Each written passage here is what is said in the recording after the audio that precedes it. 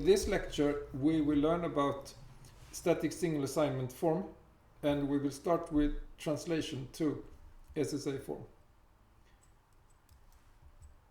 Okay, so doing that, it takes as input of a function with 3 address code statements. And what we do first is to compute the dominator tree as in the previous lecture. Then we compute something called the dominance frontier of each vertex in the control flow graph. After that, we insert something called phi functions, and then we rename the variables using the dominator tree. And then we are done. After that, we can optimize this representation with various algorithms, and then we translate back to a non-SSA form, which means removing the phi functions. We can obviously not just delete them. We have to do something so that the program behaves as it should before deleting them. So SSA form has phi functions where 2 paths from assignments meet. As I mentioned in the first lecture, phi functions are used this is static single assignment form, and with the phi functions we can make sure that there is only one assignment to a variable. What we do is to rename each variable, and at each assignment we create a new version of that variable. And as we saw previously in the first lecture, is we insert phi functions where 2 paths from 2 different assignments meet.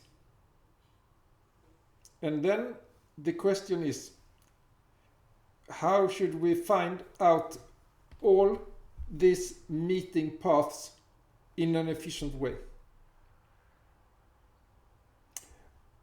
Well, not so easy, but what we can do is to make a trick, which is as follows. We assume there is an assignment to every vertex in the to every variable in the start vertex. Okay, so given a variable x, we set x0 in the start vertex. This assignment has partly it helps us create an algorithm for inserting the phi functions and prove that it is correct. It has no practical use in the sense that this assignment is deleted from the 3 address code. Actually, it's never inserted. We just think it is there when proving that the algorithm is correct. Okay, but it has a practical use, because if we use a variable with the same version as in this start vertex, then we can see that this variable is used without being initialized, and the compiler can complain. Which means if we enable optimization, we can get feedback that the compiler complains that the variable is used without being given a value. Okay, so what we do is to insert this assignment. Assume we have this assignment only. And well, this is obviously not so good code, because if we take this path and then go there, and well, then everything is fine. But if we don't, then we use a variable which had no assignment. But this is a simplified example. The same observations can be done in a bigger example, but we will keep it simpler. And the purpose is not to understand how we can find uses of variables which were never given a value in the beginning, but where we should insert phi functions. Okay, so if we now know that there is an assignment in the start vertex, then we can look at this assignment and ask ourselves, where will it meet with the assignment in the start vertex? I mean, the path from this assignment in the start vertex and the path from this assignment, where will they meet? The answer is they will meet in two cases, in two places, and it's in this vertex and it's in this vertex. So they will meet when execution comes either like that or like that. Okay, shouldn't there be a phi function here? No, because it's the same value. I mean, it's the same version of x, which comes either from this or from there. When we have an assignment like this, then we mean that there is an assignment, and when there is a lone variable, it means that it is used. Okay. So here is no need for a phi function. And why? Well, these two uses are dominated by this assignment, so it's fine to use x1. The uses here, they are not dominated by this assignment, so we need to do something. Namely, use a phi function to select the value which comes from that direction or from that direction. So, can we now see where we should insert phi functions if we have this view? Well, it's where just outside where this vertex dominates. This is called the dominance frontier.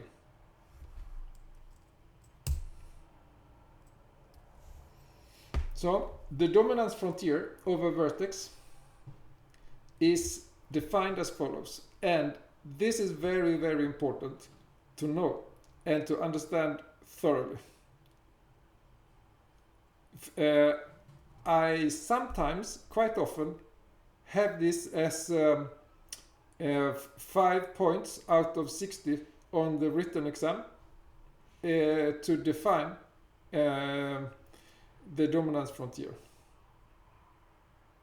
And the reason for having this question, which you obviously can just memorize without understanding anything, but you really should to know this. You should know this, and you should also understand it. And in the oral exam, I will certainly ask you to explain this. Okay. So what have we got? We have a vertex U. In this case, this is the U.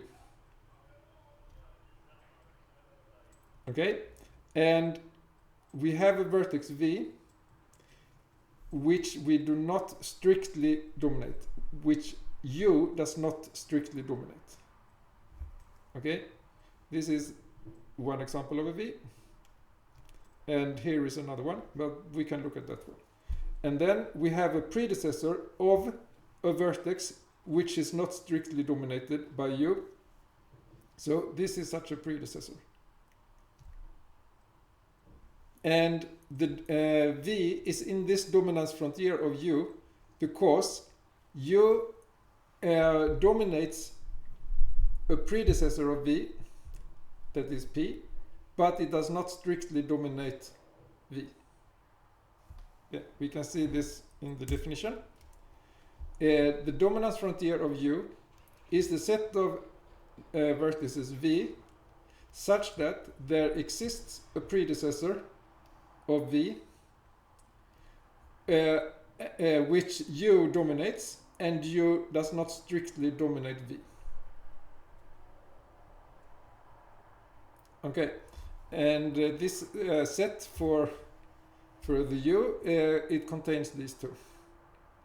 So this is another vertex which can act as the P, and that one acts as the V.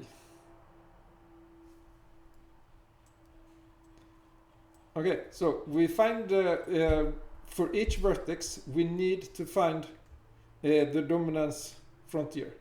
Actually, we only need the dominance frontiers of the assignments, but we compute it for every node because it is used for computing the dominance frontier of other nodes.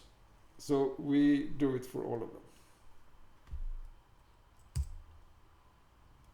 Okay, one thing that we should note, and it's the last point here, is that the phi function obviously also is an assignment. So if we have a phi function, then we need more phi functions in the dominance frontier of the vertex where we inserted phi functions. We will see more about that later.